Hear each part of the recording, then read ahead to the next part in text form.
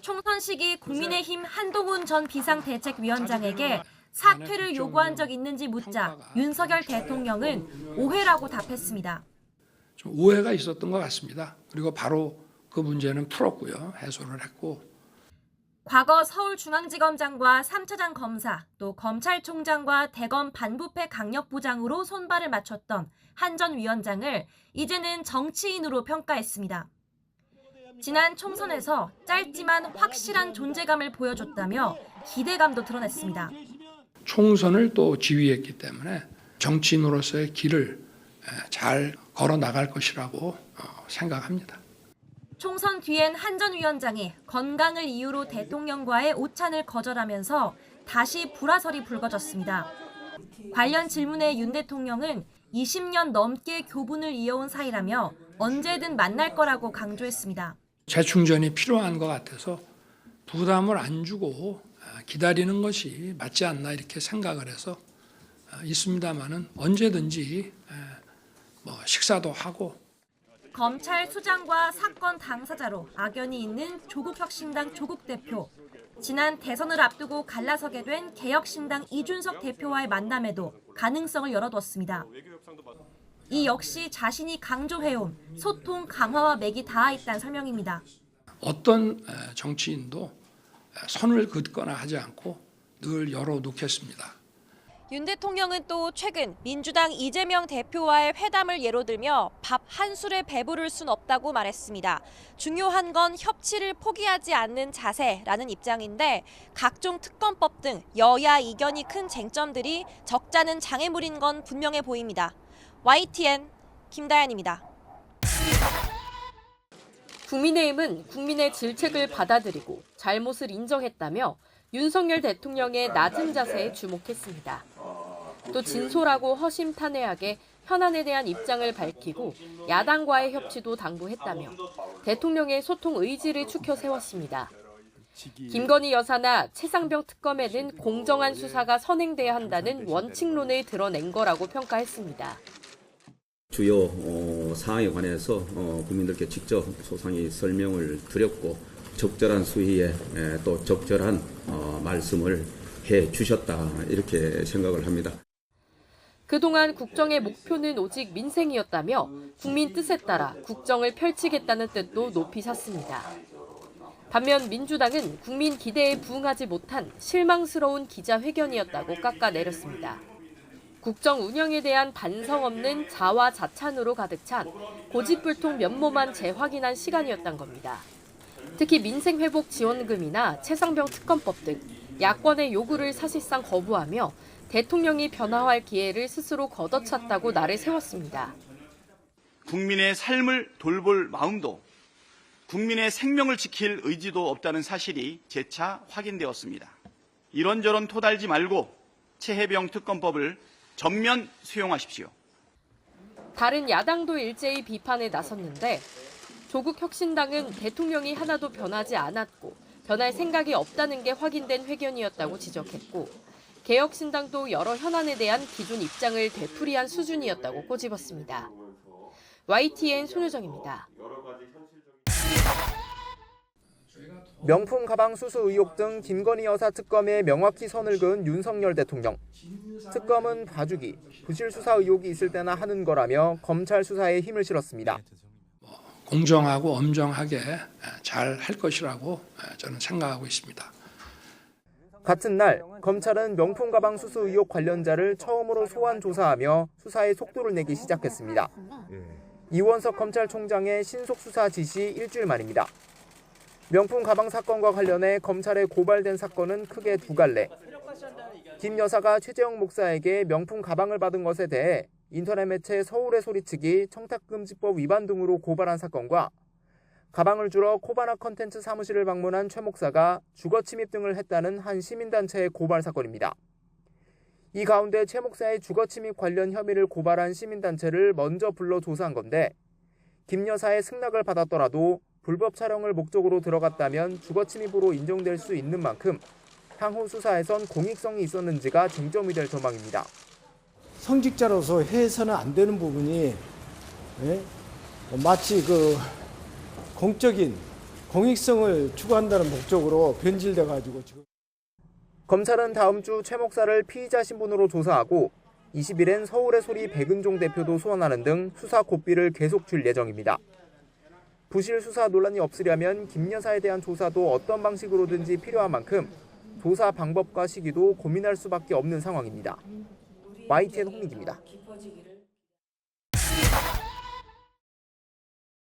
1년 9개월 만에 기자회견 장인이 그거에 대해서는 상당히 긍정적으로 생각을 하고 있습니다. 어찌됐든 이렇게 기자회견을 빌미로 해서 말씀을 해주신다는 것은 국민 한 사람으로서 상당히 긍정적으로 생각하고 있습니다. 아무래도 이제 국민들이랑 소통하는 거는 대통령의 기본 이제 자격이라고 저는 생각을 해서 1년 9개월이라는 시간이 짧게 느껴지지는 않거든요. 이제 다른 국가들이랑 비교했을 때 좀 너무 오랜만에 한 느낌이 없지 않아 들기도 한다고 저는 생각을 합니다. 진솔하게 국정에 대해서 말씀하신 것에 대해서 좀 기분이 좋습니다. 김건희 여사의 명품백에 대해서 조금은 아쉽지만은 언급하신 것도 진솔하다고 좀 생각이 듭니다. 국민회담 하는 것 자체가 아마 지금 지지율 반등을 목적으로 하는 게 그 의도성이 다분하다고 생각을 해서 국민들을 위한다거나 그런 어떤 마음은 좀 느껴지지 않습니다. 네, 오늘 1년 9개월 631일 만에 기자회견을 열었습니다. 어떻게 보셨습니까? 네, 저는 학점으로 따지면 B학점 정도 주고 싶은데요. 일단 대략 키워드로 보면 책임, 진심, 약속 이런 것들이 돋보였다고 생각을 합니다. 특히 책임 부분에 있어서는 그동안 각종 언론 기자회견이라든지 질의응답을 통해서 다소 좀 부족하지 않았냐 이런 지적들이 많았는데 이번에는 이제 대체로 소탈하게 책임을 인정했다. 특히 총선 참패 원인이 정확히 나다 이렇게는 얘기 안 했지만 정권 심판으로 선거가 치러졌고 그것 때문에 졌다 이렇게 이제 발언을 했는데요. 저는 취임 이후 가장 전향적인 그런 기자회견이었다 이렇게 평가하고 싶습니다. 네, B학점을 주셨는데 몇 학점 주시겠습니까? 엄 소장님이 학점으로 말씀을 하셔서 저는 재수강을 하셔야 될 것 같아요. D학점입니다. 무엇보다 이제 총선 참패 이후에 대통령 기자회견이었기 때문에 총선 민의가 그 기자회견 속에 얼마나 담기느냐 이게 이제 이 주목받는 대목이었는데 그 총선에서 나타난 민심을 담기에는 굉장히 부족한 기자회견이었다고 생각합니다. 사실은 이번 총선 결과를 통해서 국민들이 윤 대통령에게 기대하고 바라는 것은 성찰과 변화인데요. 일부 이제 태도나 또 대통령의 그 수사에 있어서 변화는 있었습니다만 국정기조의 이 전환을 기대하기엔 좀 어려운 그런 기자회견이었고 또 이제 민감한 현안들 지금 야당이 요구하고 있고 국민이 관심을 갖고 있고 또 국민적 지지가 있는 김건희 특검 또 최혜병 특검에 대해서는 종전의 입장을 계속 고수하는 그런 답변을 했기 때문에 총선 전과 총선 이후에 달라진 게 과연 뭘까라는 회의감이 더 큰 그런 기자회견이 아니었나 싶습니다. 예, 각각 B학점과 D학점을 주셨는데 여야도 비슷한 학점을 준 것 같아요. 평가가 엇갈렸는데 이런 평가는 어떻게 들으셨습니까? 네, 저는 이제 박 의원 말씀도 일부 일리가 있지만 그러니까 국정기조라고 얘기하면 저는 이제 대략 5대 개혁, 그러니까 3대 개혁 플러스 의료 플러스 정부 개혁 이렇게 해서 이제 5대 개혁을 꼽고 싶고요. 그리고 경제 정책, 그러니까 재정 효율성을 중심으로 하는 경제 정책, 게다가 대외 관계, 저는 이런 것들은 그러니까 세계적 흐름하고도 연관이 돼 있고 방향은 대략 맞다고 봅니다. 그런데 이제 윤석열 대통령의 어떤 그 리스크 위기는 바로 개인의 어떤 통치 스타일, 그리고 리더십 문제, 이미지 호감도, 저는 이런 것들에 있어서 주로 이제 발생한다고 생각을 하거든요. 그래서 국정기조를 전면적으로 바꾸라고 하는 것은 다소 과도한 요구다 그렇게 생각을 합니다. 오늘 기자회견을 보면은 그 일부에 지금까지 2년간의 국정 그 상황에 대해서 보고를 하고 이후에 이제 질의응답을 했는데요.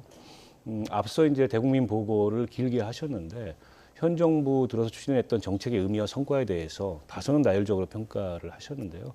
공감하기 좀 어려웠습니다. 다소는 자화자찬격의 평가였고 경제정책 관련해서도 이를테면 종부세 폐지라든지 또 금투세 폐지라든지 이게 이제 굉장히 논란이 있는 부자 감세라 그래서 그런 정책을 대표적으로 성과로 꼽았는데 그 얘기는 앞으로도 이제 경제정책의 운영을 계속 그 방향으로 가져가겠다.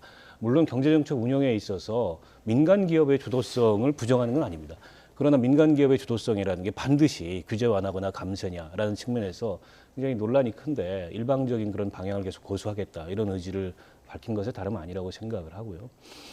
앞서 이제 말씀 주신 거는 방향은 옳은데 대통령의 이제 스타일이나 태도의 문제가 좀 있었다.